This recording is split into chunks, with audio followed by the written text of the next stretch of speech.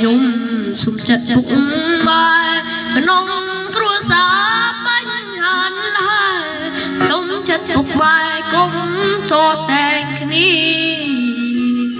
ពុកម៉ែលេងលៀងច្បាស់ណាស់ខ្ញុំខ្លាចជាកូនកុំព្រាមានសំមុខតែរងវីយកចាញ់ឈ្នះគ្នាធ្វើអ្វីកូនសូមអងវម៉ែគុំតបតពុកពុំហាស្រីបានខ្ញុំផងដូចក្មេងស្រីឲ្យរកបង្អ្វីតទៅថ្ងៃមុខសូមភ័ក្រមង្គលនៅក្នុងគ្រួសារដូចភ្លើងរលត់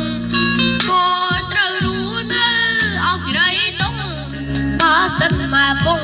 ចិត្តមិនមេត្តាគុំយកឈ្នះគ្នាខ្ញុំនឹងក៏ព្រាគ្មានគុំមកហើយពុកអើយឈប់ទៅម៉ែអើយសុំចិនកាំរណានឹងខ្ញុំផ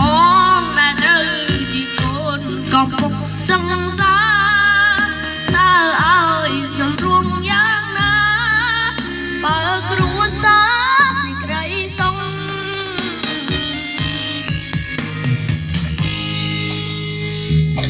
កំ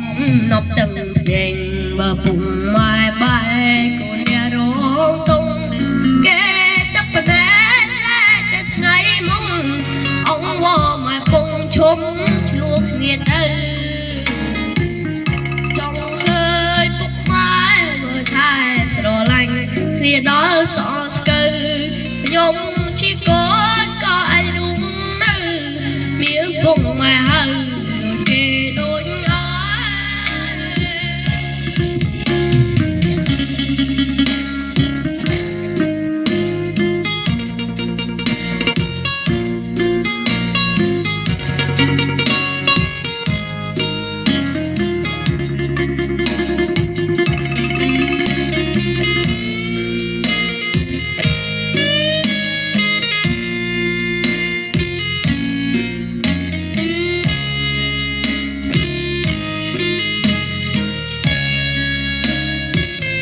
គុំយកឈ្នះគ្នា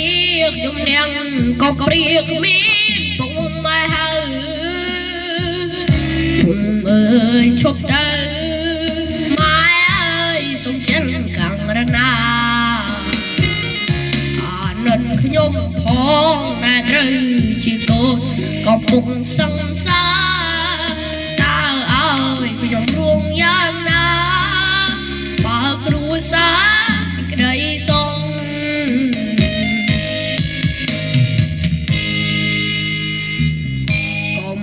នប់ទាំងភ្នែកបើពុំម៉ែបែកកូនអ្នករងទុំគេទឹកភ្នែកតែថ្ងៃមុខ